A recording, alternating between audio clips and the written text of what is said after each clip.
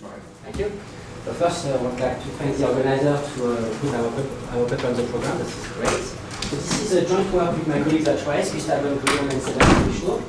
So as the title indicates, in this paper we're going to study how short-selling activities affect the way firms design the compensation contracts of their top managers.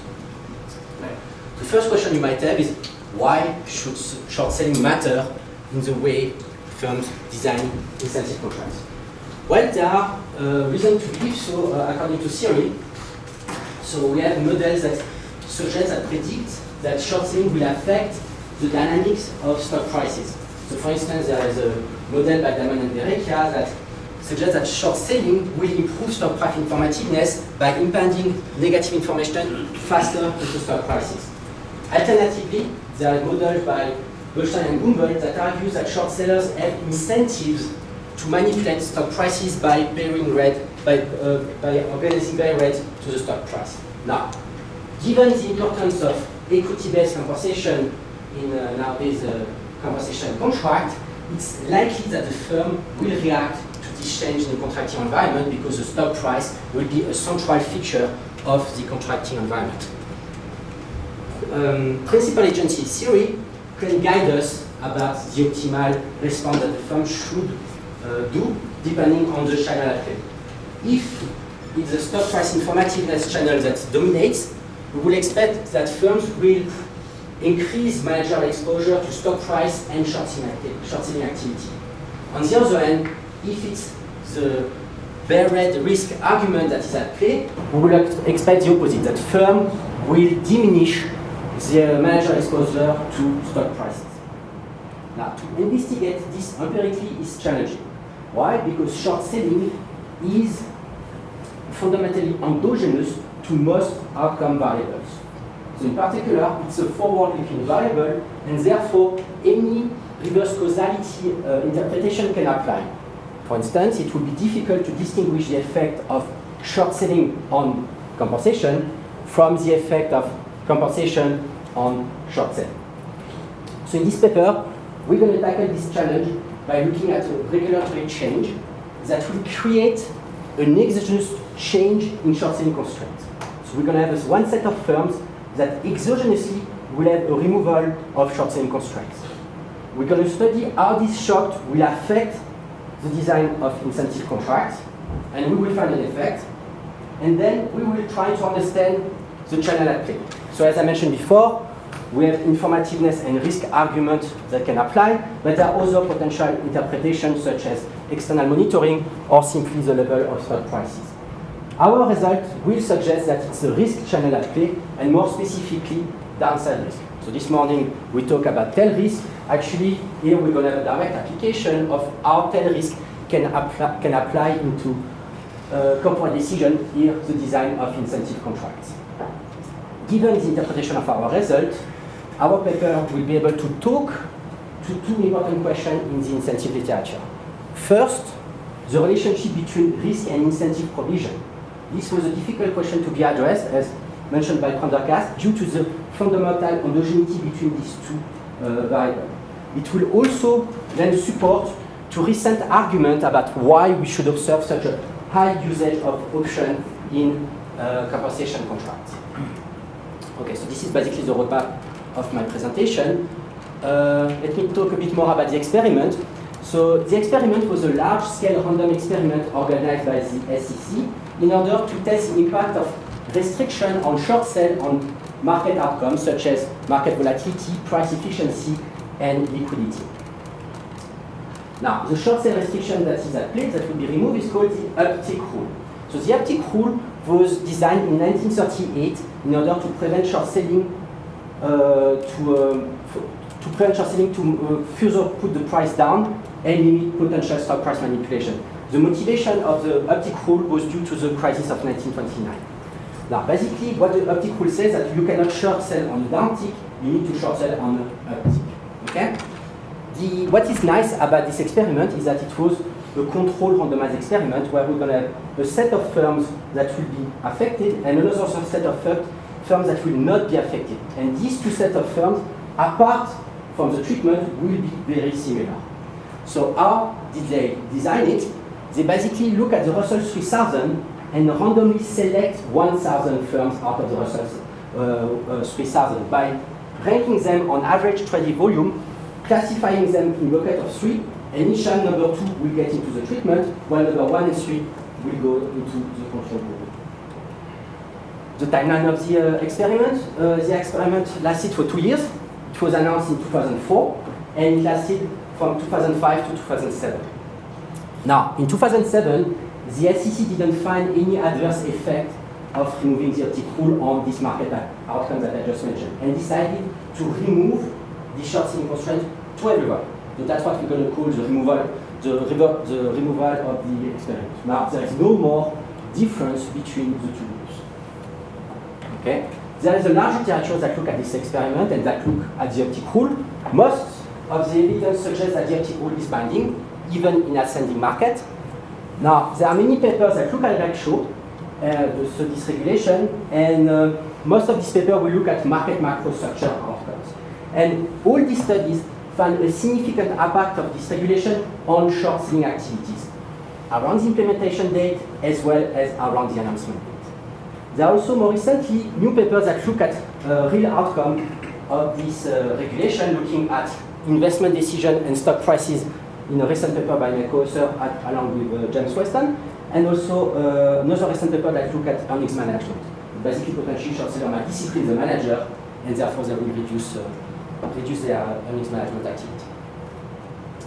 Okay, are we going to proceed?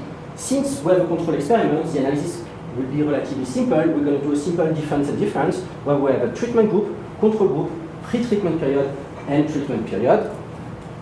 We're going to look at a variety of aspects of the compensation contract or incentive contracts, but most of our results will involve the structure of new equity grants. Here we will follow the literature by looking at the proportion of options within the new equity grants. So basically options over options plus restricted stock. We will look in dollar value as well in terms of number of shares. We will also look at anti-takeover provisions and severance packages. Okay, so here are the results, and they can be summarized in one figure. So this represents the difference of the new equity grants between the two groups. Okay, so this is only the ratio of option over option plus stock of the pilot minus the control group. And as we can see, there is no statistical difference between the two groups 4 years before the experiment. Now, at the start of the experiment, we see that now pilot firms start to give more options relative to stock. And this difference will exist during the 2 years of the experiment, while it will revert at the repeat of the experiment. Now, if I plot the annual difference in differences, it becomes clear that there is an effect right after the start of the announcement, while there is a reversal to some extent weaker at the repeat of the experiment. We do not find any effect on the level of compensation, no effect on the level of the equity grant, nor on base salary. So basically what the firm did, they changed the structure of the compensation package. Okay? So this result will hold in a multivariate setting, where basically we're going to use different specification to get the different diff estimator, and here the effect is statistically significant and economically significant. We see a difference between 4 and 8% compared to the pre-treatment average. So firms in the pilot group, due to this shock, will increase the proportion of options between 4 and 8%. We run more analysis. We did it for all the top executives for which we have data of the firms, and the result hold. We also look at severance packages, and we also find that firms that are affected by the short selling constraint, the removal of the short selling constraint, adopt new severance packages. They also adopt new anti-takeover provisions. And finally, we find also a link between this change in compensation and future investment. So the ones that increase the most the portion of options are also the ones that will invest the most in the future. Okay, now, so far we have established that there is a direct effect of short selling on the design of incentive control. Now the bigger question is why? What is the economic channel? As I mentioned before, the two arguments that are most covered in the theory would be the informativeness argument and this downside risk argument, as I mentioned in the motivation. But there are also other channels. The external monitoring. Now, potentially, the short seller will monitor the managers, and this will change the external monitoring, or simply the level of stock prices will decrease. There will be less overpricing because now we can short sell more easily. And so, in order to basically identify which channel is at play, we're going to do 3 ways. First, we're basically going to simply look at the effect that we document and compare them with the prediction from the theory. And here, our results are unambiguous. The results are consistent with the downside risk argument. All our results point out to the notion that firms decrease managerial exposure to downside risk. If there is an incentive, if there is a trade-off between incentive and risk, as predicted in principal agent theory, then an increase in downside risk will make restricted stock more costly, okay? Because stock options simply are more protected to downside risk. And so, if you want to provide incentive, it will be less expensive to do it via stock options. In addition, the use of severance packages and entity cover provisions also point to the notion that firms try to protect the manager against adverse effects from short selling. So potentially, if suddenly things go bad and then our short seller push the price even further down, reaching a certain barrier, you might be fired, your severance package will kick in, or you might be taken over, and therefore the entity cover provisions will kick in. So, this feature will resolve 2 issues. Risk aversion, but not only risk aversion, we were talking actually about loss aversion. Because we have an asymmetric shock on risk, it's not simply volatility, we're talking about downside risk. If downside risk is observationally equivalent to loss aversion, our results directly support the model by Dittman and Moe and Spalt that say, look, actually loss aversion can explain why we have so much complexity in the compensation claim. And here, to some extent, we might have a shock to the extent of loss aversion.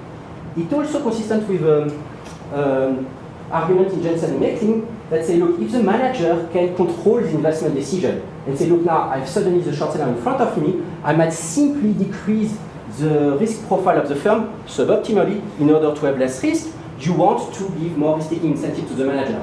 So to the extent that stock options will provide a risk-taking incentive, our result will be consistent with the argument. The second way we're going to identify the channel is basically directly looking at the changes in the contracting environment. So we look at different measures of risk and informativeness, and again here our result points to a change in the risk environment.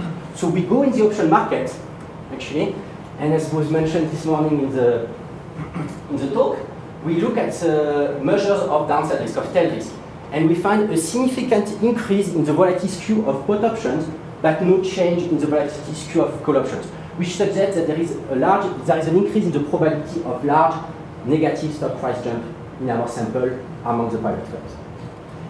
We do not find any change or any increase in measures of stock price informativeness, and we find we use also a measure of downside risk, and therefore all our results suggest that ratio can potentially be used as a reduced form instrument for downside equity risk faced by the CEO.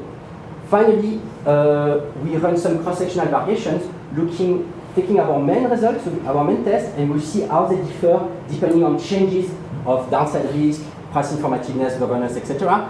And what we find that our results are driven by this downside risk measure. The firm for which the downside risk measure moves the most, increase the most around the announcement, are also the firms that respond the most in terms of their change of equity trends.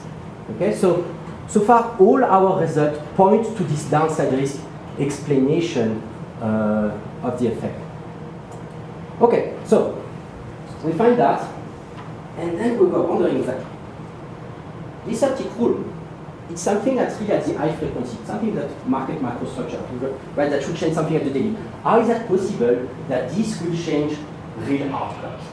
So first, even if it's something that will not be priced, something that is potentially idiosyncratic, this will matter a lot for the manager because the manager has some limitation to diversify its risk. In addition, he has a lot of, he or she has a lot of human capital tied to the firm. And finally, even if it's not something that is that big, the perception of this change in risk can lead to this result. Again, here there is regularity uncertainty. This optic rule was in place for almost 70 years. So once we remove it, we don't really know what will happen. And we have a lot of anecdotal evidence that managers care about short sellers. Actually, there is a paper by Lamont that provides a lot of anecdotal evidence that CEOs will do their best to hamper short sellers' activity. We have actually also anecdotal evidence that when the list of firms was announced in 2004, the CEOs were calling the NYNC CEO at that time and said, look, we want to be removed from this list. They were not able to be removed, okay? But they were asking for it. At the end of the experiment, the NYNC ran a survey among the CEOs, and 85% of them asked for the reinstatement of the optic rule. So definitely we have evidence, anecdotal evidence that corporate insiders care about short sellers. Even have the corporate secretaries that say, look, this restriction, so for instance the optic rule, dampen undue volatility and prevent unscrupulous market participants from forcing stock prices lower for reasons unrelated to actual market forces. So it seems that the perception of this short-selling constraint was very positive among the CEOs and corporate insiders. They didn't want it to be removed. So even absent any effect on the market, on the stock market, we might expect that the CEO will bargain for a change in the compensation contract. We run a battery of robustness tests. One that we find cool is that we basically randomize the inclusion in the treatment group. So basically we say, look, we don't know whether you're treated or not, and we're just going to simply randomize. And we form 5,000 placebo samples. Out of these 5,000 placebo samples, not a single sample exhibits the statistical significance that we see for all the variables. Okay, so to conclude, we use Rexhow as an exogenous shock to short-selling activity, and we find that firms react to this shock by changing the design of managerial incentive contracts. They change the new equity grants and provide more options. They provide more anti-takeover provisions, as well as new severance packages. And our results suggest that the downside risk channel is at play.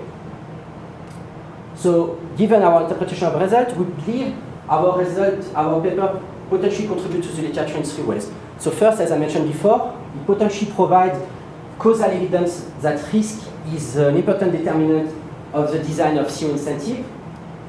There was an ET debate at the end of the 1990s and early 2000s about whether this is the case.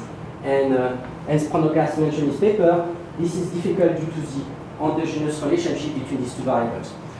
It also provided evidence consistent with the argument that loss aversion might explain the usage of option in incentive contract. Second, while our paper also provides evidence that board actually moves quickly when there is a change in the contracting environment. This was also debated recently. So here, actually, they move relatively fast. And finally, it provides complements recent paper that show the real effect of the stock market. So there are recent studies that look at, for instance, investment decision. This paper complements this result by looking at the design of governance mechanism and how the stock market can impact them, as first suggested by Ulstrom and Tibol. Thank you. I thought that was a very interesting paper. Okay, so let me quickly start with a summary of what I think the paper is doing. So the question is, what happens when investors can short sell the stock of the company, and in that way affect the dynamics of stock prices? Right?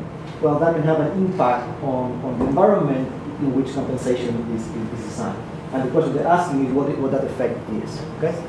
Now, they have a very nice setting to do this thing. The regulations show essentially lift the short selling constraints, and this is done for a randomly selected group of firms. So they have the ideal, and I mean the perfect setting to do the difference in business experiment. And this is the big strength of the paper.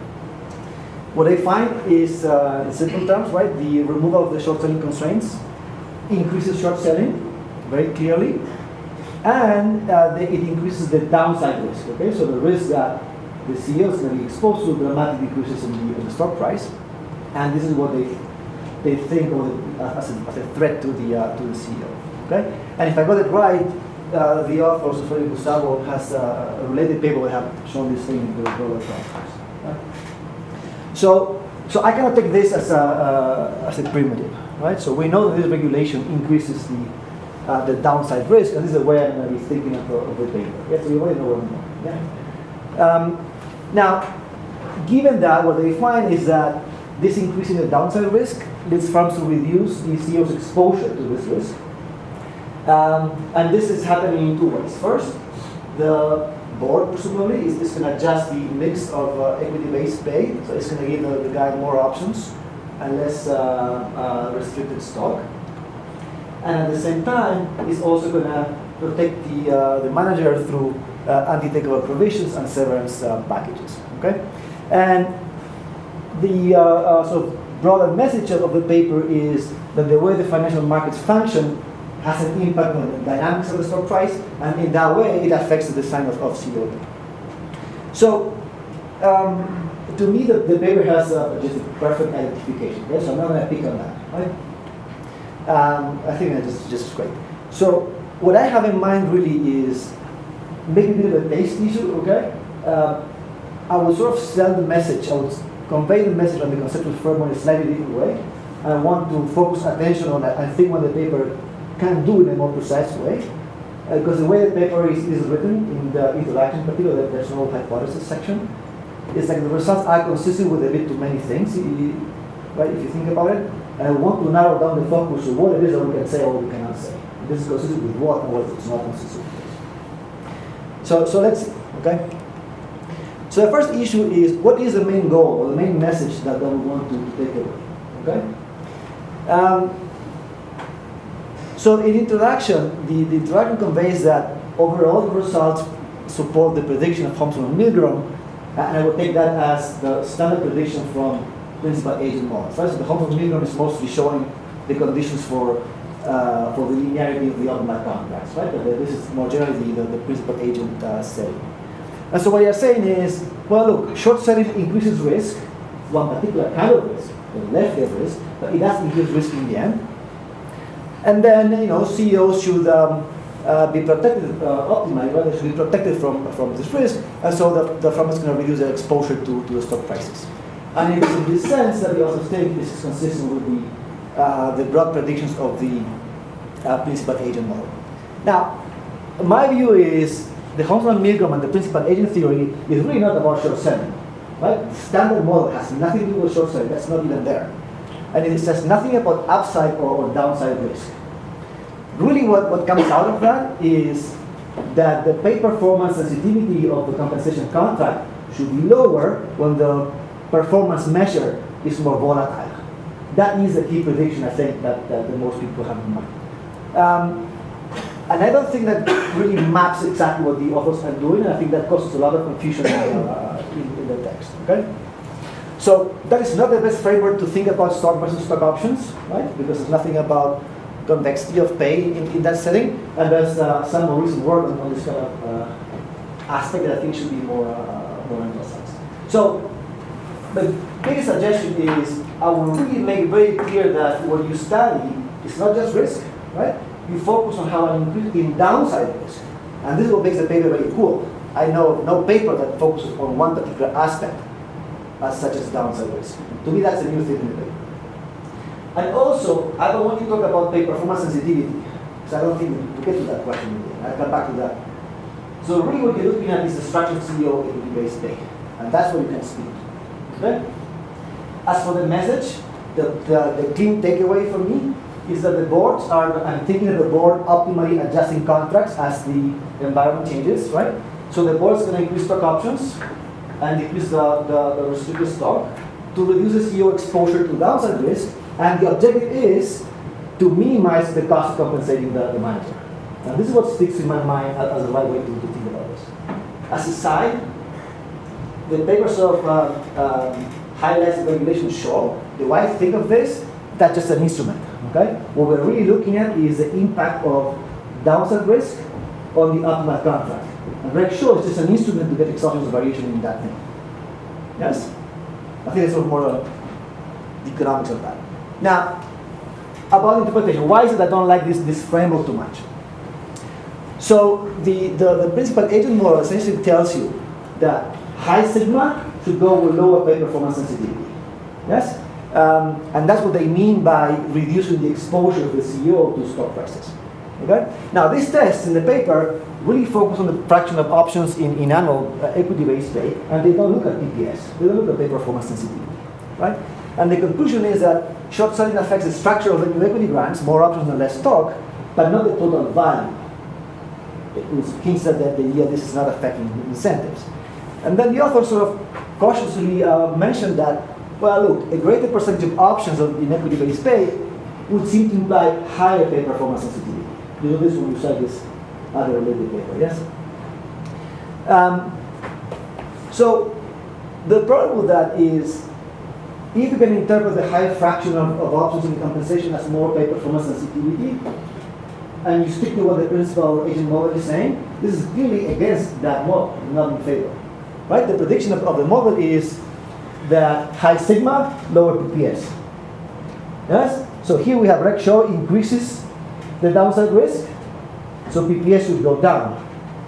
Yes? And what we have, if we take that interpretation, is that with more options, then the PPS goes up, and that's exactly what we should not be seeing.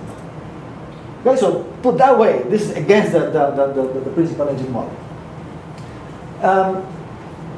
Also, the other way to think of this is, if I'm really thinking about incentives, I'm thinking about delta of compensation.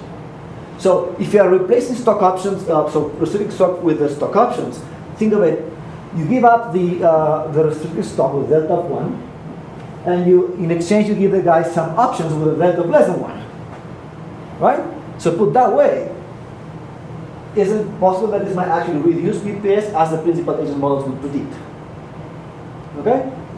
So at the end of the day, I guess my message is, I have no clue what this paper is saying about PPS. The value of compensation is unchanged. You just substitute one for the other. There's no direct measurement of PPS. I don't think you should be saying anything about that. Okay, I don't think that's useful to you.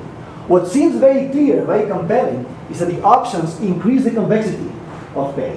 And that is what's needed to hedge the downside risk of the manager. And that is where I want to focus. I think that's what you nailed with your tests. So this is what I would like to see more clearly. Okay? So Rec show increases downside risk. That's what it does. Okay? So focus the discussion on downside risk, what is special about downside risk within the context of the principal agent model, and not just sigma. It's a very particular version of sigma that we're worried about. And also focus not on PPS, but on options and the convexity effect. Okay? So the discussion you have on page 4, I think, is the key. So you say the certain equivalent of stock options is less sensitive to the downside risk than the certain equivalent of the restricted stock, right? So when you give the guy more options and less stock, you hedge the risk, and this reduces the compensation costs. And that I see very clearly. Yes? But again, that has nothing to do with PPS in my mind. So I don't think you need to talk about that. And then you talk, you can have this approach where you document the results and you later try to make sense of them. I kind of like it the other way around. I would like to see what it is that we're looking for and why, and then see if the evidence is consistent with that. A bit of a taste issue, right? But these references to loss aversion or skewness of the price distribution, I don't think you put too much emphasis in it. I'm not very familiar with that literature. I did not understand what those things do in the end. But this seemed the key, okay? That's what's special about downside risk. Yes, that makes the paper unique and the theory unique to your setting. And also, I think focusing on the downside risk will significantly improve the contribution of the paper. If you relate to the Arrow Sandwich JP argument on, they're looking at the impact of sigma on the pay performance sensitivity. So we already know that doesn't work on that. Okay? What you're doing is not just that. You're doing a bit more than that. You actually define what kind of risk affects what kind of aspect of the compensation contract. So I think what you do is actually much deeper than what they were doing. Besides the fact that you get exogenate as well. Okay? Am I doing with time? I was so thrilled with the. I'm so caught up with your discussion that time's up. I mean, okay, 1 minute. I'm sorry. Okay, so let me quickly tell you a couple of things, okay? I was not too sure about the result that the firm adopts anti-takeover provisions to protect the manager from the downside risk. That's the one thing I do not believe too much, okay? And here's why. So, the firm is adopting this, and it is staggering the board, okay? And this is to protect the managers, okay? But this has a huge impact on shareholders. This is big, bad governance for shareholders, okay? And this is just done to minimize the exposure of the CEO to the downside risk. If you could deal with that problem using the stock options, which only target that specific problem without screwing up everybody else, why isn't that enough? Why do we have to do something so major as getting bad governance forever, amending the charter, right? I'm guessing. That's huge. I don't believe that's too plausible, right? It's too big and too costly for a firm to do it that way. Okay?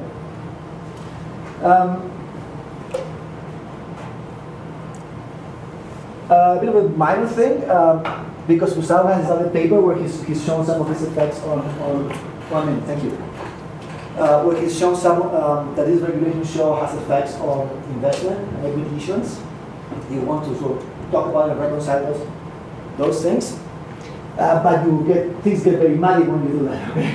So what they show is in the same setting that this trigger firm, the pilot firms, they reduce investment and equity issuance. So this has to be big, even as it is at RFS. And so the interpretation is that now managers, they deviate from the maximization of shareholder value, right? And they reduce their exposure to firm risk. That's what they tell in that paper. So in this paper, they refer to those results and they say, well, here we find that together with Reg Show, they increase the complexity of pay. They give them more options. And they're saying, well, this is because now they want to encourage risk-taking of those managers so that they don't do what these guys say they're doing. Yes? So these guys are behaving suboptimally, so now they're saying, well, let's give them more options so that they don't do this thing. Yes? Now, if the new options are meant to counteract that effect, then we should not see it. Right? Probably wash out. Okay?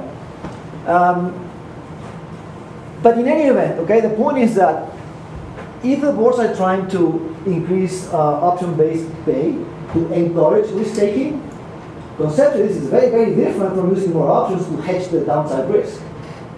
Yes? So in my mind, I want a board with a very clear objective of doing something, and I thought it was minimizing compensation costs. But then in the firm, we have these things that they're trying to encourage risk-taking and then minimize the compensation costs. So this get a bit too unclear for the reader. Okay? One last quick comment I want to make. This is another topical thing, right? So I'm guessing that if you look for some anecdotal evidence surrounding the Reg Show, both in terms of changes in the stock option grants and the new anti-takeover measures, maybe in the 10 case, see what they are saying, why are they doing that? That will help you a lot to be fact what's happening. Okay? And this is, I believe, if this is happening in the data, it should be very easy to do. Okay? But it's a great paper, okay? It's randomization as an experiment. There's nothing you can do better than that, yes? So the results are super solid, they are there, we need to understand what they mean, okay? And I think what they mean is, these guys are using the options to essentially chop the left side of the risk distribution, and I think that's all we need to stick to that message, which I think is very clear in the paper. And the PPS thing, I think it's a bit more, the side shot is a bit more tangential, okay? Thank you very much.